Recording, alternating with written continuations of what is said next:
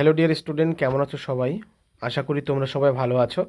2025 সালে তোমরা যারা মাধ্যমিক পরীক্ষা দেবে তোমাদের জন্য আমি এই চ্যানেলের মাধ্যমে তোমাদের মাধ্যমিকের সাজেশন দিয়ে থাকি। তো আজকে শুরু করছি জ্ঞানচক্ষু থেকে। এর আগেও জ্ঞানচক্ষু থেকে আমি অলরেডি একটা ভিডিও আপলোড করে দিয়েছি, সেখানে শুধুমাত্র এমসিকিউ আলোচনা করা হয়েছে। আজকে এখানে আলোচনা করব, মানে আজকের এই ভিডিওতে আলোচনা করব এসিকিউ, শুধুমাত্র শর্ট কোয়েশ্চেন বা এক কথায় উত্তর বলা যায়। ঠিক আছে, তো চলো দেখো। প্রথমে আছে কি মাধ্যমিক বাংলা সাজেশন 2025 জ্ঞানচক্ষু থেকে, যার লেখিকা হচ্ছে আশাপূর্ণা দেবী। অতি সংক্ষিপ্ত প্রশ্ন উত্তর, ঠিক আছে? তো চলো, প্রথমে যে প্রশ্নটি আছে সেটা কি আছে আমরা একটু দেখে নিই। এখানে আছে এই বিষয়ে সন্দেহ ছিল তপনের। কোন বিষয়ে তপনের সন্দেহ ছিল? দেখো উত্তরটা তোমরা লিখবে, একজন লেখকের আচরণ যে আর পাঁচটা সাধারণ মানুষের মতোই হয়ে থাকে সেই বিষয়ে তপনের সন্দেহ ছিল। দেখো এইখানে যে সমস্ত প্রশ্ন আলোচনা করা হয়েছে, আমি মনে করি সমস্ত প্রশ্ন কিন্তু ইম্পর্টেন্ট প্রশ্ন।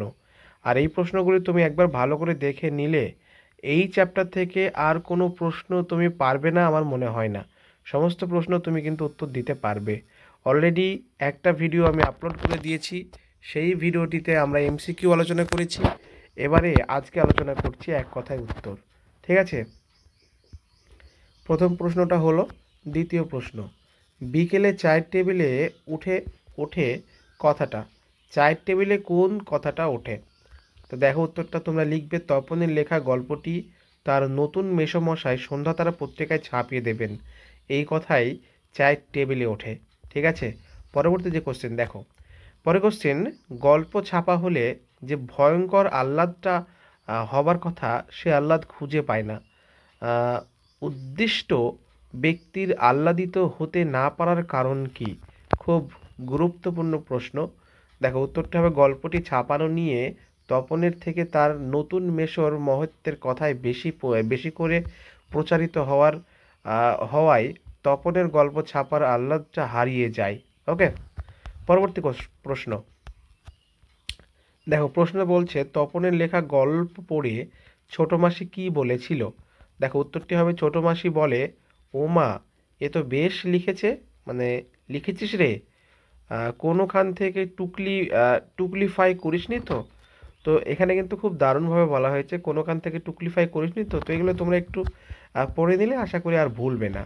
ঠিক আছে, তারপরে দেখো, তপন অবশ্যই মাসির এই হইচইতে মনে মনে পুলকিত হয়। তপনের এই পুলকের কারণ কি? দেখো উত্তরটা হবে, কারণ তপন ভাবে তার লেখার প্রকৃত মূল্য বুঝবে একমাত্র নতুন মেসোমশাই। দেখো পরের প্রশ্ন, এমন সময় ঘটল সেই ঘটনা, কোন ঘটনার কথা বলা হয়েছে? উত্তরটি হবে, ছোট মাসি আর মেসোমশাই যেদিন সন্ধ্যাতারা পত্রিকার একটা সংখ্যা নিয়ে তপনদের বাড়িতে বেড়াতে আসেন, সেই ঘটনার কথাই বলা হয়েছে। পরের প্রশ্ন, বুকের রক্ত ছলকে উঠে তপনের, কেন তপনের বুকের রক্ত ছলকে ওঠে? তো দেখো এখানে উত্তরটা হবে, তপনদের বাড়িতে বেড়াতে আসা ছোট মাসি আর মেসোমশাই এর হাতে থাকা সন্ধ্যাতারা পত্রিকার একটা সংখ্যা থেকে দেখে আহ, তপনের বুকের রক্ত চলকে ওঠে। কারণ তপন ভাবে হয়তো তার অপেক্ষার অবসান এবার ঘটতে চলেছে নিজের লেখা গল্প ছাপার মধ্যে দিয়ে। পরের প্রশ্ন, পৃথিবীতে এমন অলৌকিক ঘটনাও ঘটে, কোন ঘটনাকে অলৌকিক বলা হয়েছে? খুবই গুরুত্বপূর্ণ প্রশ্ন। দেখো উত্তরটি হবে, তপনের লেখা গল্পটি ছাপার অক্ষরে হাজার হাজার ছেলের হাতে ঘুরবে, এই ঘটনাকেই অলৌকিক বলা হয়েছে। নিশ্চয়ই বুঝতে পেরেছো যে তপনের লেখা যে গল্পটি ছাপার অক্ষরে হাজার হাজার ছেলের হাতে ঘুরবে, এই ঘটনাকেই অলৌকিক ঘটনা বলা হয়েছে। নেক্সট, তা ঘটেছে, সত্যি ঘটেছে, কি ঘটেছে? তপনের লেখা গল্পটি সন্ধ্যাতারা পত্রিকায় ছাপা হয়েছে, এই ঘটনাটি ঘটেছে। ওকে, পরবর্তী প্রশ্ন দেখো, পরের প্রশ্ন আছে কি, সূচিপত্রেও নাম রয়েছে, সেখানে কি লেখা ছিল? দেখো উত্তরটি হবে, আশাপূর্ণা দেবীর জ্ঞানচক্ষু গল্পে সন্ধ্যাতারা পত্রিকার সূচিপত্রে লেখা ছিল প্রথম দিন, গল্প শ্রী তপন কুমার রায়। ক্রমশ ও কথাটাও ছড়িয়ে পড়ে। দেখো কোন কথাটা, তো উত্তরটা হবে তপনের লেখা গল্পটি কিছুটা কারেকশন করে মেসোমশাই সন্ধ্যাতারা পত্রিকায় ছাপিয়েছেন। এই কথাটি সারা বাড়িতেই ছড়িয়ে পড়ে। নেক্সট আছে, আর কখনো শুনতে না হয়। কাকে কি শুনতে না হয়? দেখো উত্তরটা হবে তপনের যেন আর কখনো শুনতে না হয়, অমুক তপনের লেখা ছাপিয়ে দিয়েছে। পরের প্রশ্ন, তপন আর পড়তে পারে না। কেন তপন আর পড়তে পারে না?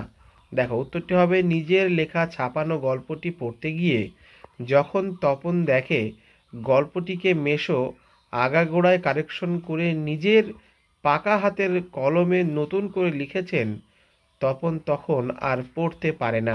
তো আজকের এই ভিডিওতে এই কটি প্রশ্ন নিয়েই আমি আলোচনা করলাম। পরবর্তী ভিডিও আবারও আসবে, যে ভিডিওতে আমি আলোচনা করতে চলেছি যে বড় প্রশ্ন থাকবে আরও 5 নম্বর 10 নম্বর, অ্যাকচুয়ালি যে সমস্ত বড় প্রশ্ন পরীক্ষায় আসার কথা সে সমস্ত বড় প্রশ্ন কিন্তু আমি পরের ভিডিও আলোচনা করব এই আশাপূর্ণ দেবীর জ্ঞান চক্ষু থেকে। এই জ্ঞান চক্ষু পুরো চ্যাপ্টারটা শেষ করার পরে আমরা আরও একটি গল্পই ধরব, ঠিক আছে? আর এইভাবে তোমাদের মাধ্যমিক সিলেবাসের সমস্ত বইয়ের সাজেশন নিয়ে কিন্তু আমি আসব। পরবর্তী ভিডিওর জন্য অবশ্যই চ্যানেলটি সাবস্ক্রাইব করে রাখবে, নোটিফিকেশন বেল অন করে দেবে এবং অবশ্যই ভিডিওটি লাইক করবে।